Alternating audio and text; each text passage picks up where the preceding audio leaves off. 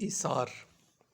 صابرہ کا معمول تھا کہ وہ فجر کی نماز سے فارغ ہو کر عذرا کو اپنے سامنے بٹھا لیتی اور اس سے قرآن سنتی۔ عذرا کی آواز کی مٹھاس کبھی کبھی پڑوس کی عورتوں کو بھی صابرہ کے گھر کھینچ لاتی۔ اس کے بعد صابرہ گاؤں کی چند لڑکیوں کو تعلیم دینے میں مصروف ہو جاتی اور عذرا گھر کے کام کاج سے فرصت حاصل کر کے تیر اندازی کی مشق کیا کرتی۔ ایک روز طلوع آفتاب سے پہلے عذرا حسب معمول قرآن سنا کر اٹھنے کو تھی کہ صابرہ نے اسے ہاتھ سے اپنے پاس بٹھا لیا اور کچھ دیر محبت بھری نگاہوں سے اس کی طرف دیکھنے کے بعد کہا، عذرا، میں اکثر سوچتی ہوں اگر تم نہ ہوتی تو میرے دن بڑی مشکل سے کٹتے، اگر تم میری بیٹی بھی ہوتی تو بھی تمہارے ساتھ شاید اس سے زیادہ محبت نہ کر سکتی۔ عذرا نے جواب دیا، اور اگر آپ نہ ہوتی تو میں۔ عذرا سے آگے کچھ نہ کہہ سکی، اس کی آنکھوں میں آنسو آ گئے۔ عذرا، صابرہ نے کہا۔ ہاں امی۔ صابرہ آگے کچھ کہنا چاہتی تھی کہ باہر کا دروازہ کھلا اور عبداللہ گھوڑے کی باغ میں اندر داخل ہوا۔ صابرہ اٹھی اور چند قدم آگے بڑھی۔ عبداللہ نے سلام کیا۔ ماں اور بیٹا ایک دوسرے کے سامنے کھڑے تھے۔ بیٹے سے ہٹ کر ماں کی نظر کہیں دور جا پہنچی۔ اس دن سے 20 سال پہلے عبداللہ کا باپ ایسے ہی لباس میں اور ایسی شکل و صورت کے ساتھ گھر میں داخل ہوا کرتا تھا۔ امی۔ ہاں بیٹا، آپ پہلے سے بہت کمزور نظر آ رہی ہیں۔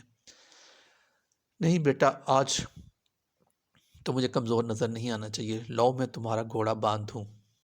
صابرہ نے یہ کہہ کر گھوڑے کی باگ پکڑ لی اور پیار سے اس کی گردن پر ہاتھ پھیرنے لگی۔ امی چھوڑیں، یہ کیسے ہو سکتا ہے؟ عبداللہ نے ماں کے ہاتھ سے گھوڑے کی لگام چھڑانے کی کوشش کرتے ہوئے کہا۔ صابرہ نے کہا، بیٹا، تمہارے باپ کا گھوڑا میں ہی باندھا کرتی تھی، لیکن میں آپ کو تکلیف دینا گناہ سمجھتا ہوں۔ بیٹا ضد نہ کر، چھوڑو۔ عبداللہ نے ماں کے لہجے سے متاثر ہو کے گھوڑے کی لگام چھوڑ دی۔ صابرہ گھوڑا لے کے استبل کی طرف ابھی چند قدم بڑھی تھی کہ عذرا نے آگے بڑھ کر کے ہاتھ سے گھوڑے کی لگام پکڑتے ہوئے کہا، امی چھوڑیے، میں باندھا ہوں۔ صابرہ نے عذرا کی طرف محبت آمیز مسکراہٹ سے دیکھا اور کچھ سوچ کر گھوڑے کی لگام اس کے ہاتھ میں دے دی۔ عبداللہ نے رخصت کے 20 دن گھر پہ گزارے۔ گھر کے حالات میں اس نے ایک زبردست تغیر محسوس کیا۔ عذرا جو پہلے بھی اس کے ساتھ کسی حد تک تکلف سے پیش آتی تھی، اب بہت زیادہ شرمانے لگی تھی۔ عبداللہ کی رخصت کا آخری دن بھی آ پہنچا۔ لاڈلے بیٹے کے لیے ماں کا بہترین تحفہ اس کے دادا کے زمانے کی خوبصورت تلوار تھی۔ جب عبداللہ گھوڑے پر سوار ہوا تو عذرا نے اپنے ہاتھ کا تیار کیا ایک رومال صابرہ کو لا کر دیا اور شرماتے ہوئے عبداللہ کی طرف اشارہ کیا۔ اب صابرہ نے عذرا کا مطلب سمجھ کر رومال عبداللہ کو دے دیا۔ عبداللہ نے رومال کھول کر دیکھا، درمیان میں سرخ رنگ کے ریشمی دھاگے کے ساتھ کلام الہی کے یہ الفاظ لکھے ہوئے تھے، اور ان سے جنگ کرو یہاں تک کہ فتنہ باقی نہ رہے۔ عبداللہ نے رومال جیب میں ڈال کر عذرا کی طرف دیکھا اور عذرا سے نظر ہٹا کے ماں کی طرف دیکھتے ہوئے اجازت رہی۔ صابرہ نے ماں کے نظم و نازک جذبات پر قابو پاتے ہوئے کہا، بیٹا، اب تمہیں میری نصیحتوں کی ضرورت نہیں۔ یہ کبھی نہ بھولنا کہ تم کس کی اولاد ہو، تمہارے آبا اجداد کا خون کبھی ایڑیوں پر نہیں گرا، میرے دودھ اور اس کے نام کی لاج رکھنا۔ عبداللہ کو جہاد پر گئے 1 سال گزر چکا تھا۔ صابرہ پر وہ اپنے چند خطوط سے یہ ظاہر کر چکا تھا کہ وہ غیور ماں کی توقع سے زیادہ ناموری حاصل کر رہا ہے۔ سعید کے خطوط اور بصرہ سے بستی میں آنے جانے والے لوگوں کی زبانی اسے مکتب نعیم کے نام کی عزت اور شہرت کی اطلاع بھی ملتی رہتی تھی۔ نعیم کے ایک خط سے صابرہ کو معلوم ہوا عنقریب فارغ التحصیل ہو کر آنے والا ہے۔ ایک دن صابرہ کسی پڑوسن کے ہاں گئی ہوئی تھی۔ عذرا تیر اور کمان ہاتھ میں لیے صحن میں بیٹھی مختلف اشیاء پر نشانے کی مشق کر رہی تھی۔ ایک کوا اڑتا ہوا عذرا کے سامنے کھجور کے درخت پر بیٹھ گیا۔ عذرا نے تاک کر تیر چلایا، لیکن کوا بچ کر اڑ گیا۔ ابھی وہ کوا اڑا ہی تھا کہ دوسری طرف سے ایک اور تیر آیا اور زخمی ہو کر نیچے گر پڑا۔ عذرا حیران ہو کر اٹھی اور کوے کے جسم تیر نکال کر ادھر ادھر دیکھنے لگی۔ اچانک ایک خیال کے آتے ہی اس کا دل مسرت سے دھڑکنے لگا۔ اس نے آگے بڑھ کر پھاٹک کی طرف دیکھا۔ نعیم گھوڑے پر سوار پھاٹک سے باہر کھڑا مسکرا رہا تھا۔ عذرا کے چہرے پر حیا اور مسرت کی سرخی دوڑنے لگی۔ وہ آگے بڑھی اور پھاٹک کھول کر ایک طرف کھڑی ہو گئی۔ نعیم گھوڑے سے اتر کر اندر داخل ہوا۔ نعیم بصرہ سے لے کر گھر تک بہت کچھ کہنے اور سننے کی تمنائیں بیدار کرتا ہوا آیا تھا، لیکن انتہائی کوشش کے باوجود اچھی ہو عذرا کہہ کر خاموش ہو گیا۔ عذرا نے بھی کوئی جواب دینے کی بجائے 1 ثانیہ کے لیے اس کی طرف دیکھا اور پھر آنکھیں جھکا لیں۔ نعیم نے پھر جرأت کی، عذرا کیسی ہو؟ اچھی ہوں۔ امی جان کہاں ہیں؟ وہ کسی عورت کی تیمارداری کے لیے گئی ہیں۔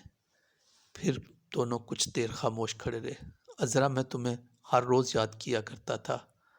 عذرا نے آنکھیں اوپر اٹھائیں لیکن سپاہیانہ شان میں حسن و جبروت کے مجمع کو جی بھر کے دیکھنے کی جرت نہ ہوئی۔ عذرا تم مجھ سے ناراض ہو؟ عذرا نے جواب میں کچھ کہنا چاہتی تھی لیکن نعیم کی شاہانہ تمکن نے اس کی زبان بند کر دی۔ لائیے میں آپ کا گھوڑا باندھا ہوں، اس نے گفتگو کا موضوع بدلنے کی کوشش کرتے ہوئے کہا۔ نہیں عذرا، تمہارے ہاتھ ایسے کاموں کے لیے نہیں بنائے گئے۔ نعیم یہ کہہ کر گھوڑے کو استبل کی طرف لے گیا۔ نعیم 3 ماہ گھر رہا اور جہاد پر جانے کے لیے وادی بصرہ کے حکم کا انتظار کرتا رہا۔ گھر پر خلاف توقع اس نے زیادہ خوشی کے دن نہ گزارے۔ شباب کے آغاز نے عذرا اور اس کے درمیان حیا کی ایک ناقابل عبور دیوار قائل کر دی تھی۔ بچپن کے گزرے ہوئے دن جب وہ عذرا کا ننھا سا ہاتھ اپنے ہاتھ میں لے کر بستی کے نخلستانوں میں چکر لگایا کرتا تھا، اسے ایک خواب معلوم ہوتے تھے۔ کم و بیش یہی حالت عذرا کی تھی۔ نعیم اس کے بچپن کا رفیق اسے پہلے سے بہت مختلف نظر آتا تھا۔ ان کے طرز عمل میں تکلف کی کم ہونے کے بجائے بڑھتا گیا۔ نعیم اپنے جسم اور روح پر ایک قید اور دل پر ایک بوجھ محسوس کرنے لگا۔ عذرا اس کا ساز دل پر بچپن ہی سے محبت کا پرسرور نغمہ بیدار کر چکی تھی۔ نعیم چاہتا تھا کہ اس صحرائی حور کے سامنے اپنا دل کھول کر رکھ دے، لیکن حیا اسے منہ کھولنے کی اجازت نہیں دیتی تھی۔ تاہم دونوں ایک دوسرے کے دل کی دھڑکنیں محسوس کر رہے تھے۔ نعیم کے گھر آنے کے 4 ماہ بعد عبداللہ رخصت پر آیا اور صابرہ کے گھر کی رونق دوبالا ہو گئی۔ رات کا کھانا کھانے کے بعد نعیم اور عبداللہ ماں کے قریب بیٹھے ہوئے تھے۔ عبداللہ اپنے فوجی کارنامے اور ترکستان کے حالات سنا رہا تھا۔ عذرا کچھ دور دیوار کا سہارا لیے کھڑی عبداللہ کی باتیں سن رہی تھیں۔ گفتگو کے اختتام پر عبداللہ نے بتایا کہ میں بصرہ سے ہو کر آیا۔ ماموں سے ملے تھے؟ صابرہ نے پوچھا۔ وہ آپ کو سلام کہتے تھے، مجھے ایک خط بھی دیا ہے۔ کیسا خط؟ عبداللہ نے جیب سے ایک خط نکالتے ہوئے کہا۔ آپ پڑھ لیں۔ تم ہی پڑھ کے سنا دو بیٹا۔ کیسا خط؟ امی جان یہ آپ کے نام ہے، عبداللہ نے شرماتے ہوئے جواب دیا۔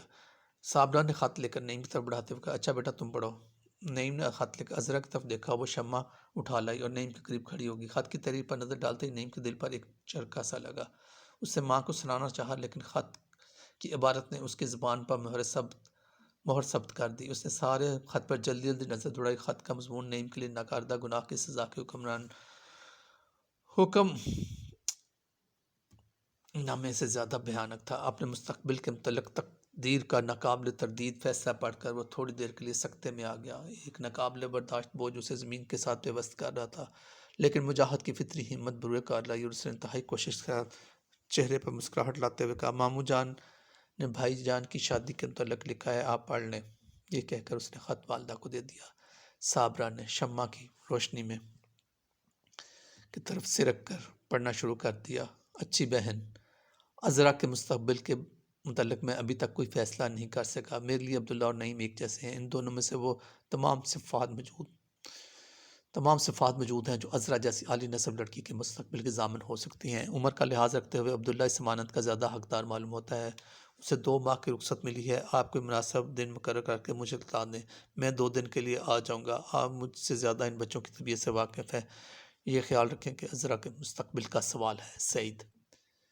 نعیم کے پرانے خواب کی تعبیر اس کی توقع کے برخلاف نکلی۔ ابھی اس کا یہی خیال تھا کہ وہ عذرا کے لیے ہے اور عذرا اس کے لیے، لیکن ماموں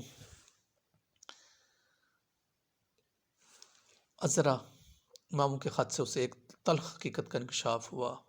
اس کی معصوم عذرا اب اس کی بھاوج بننے والی تھی۔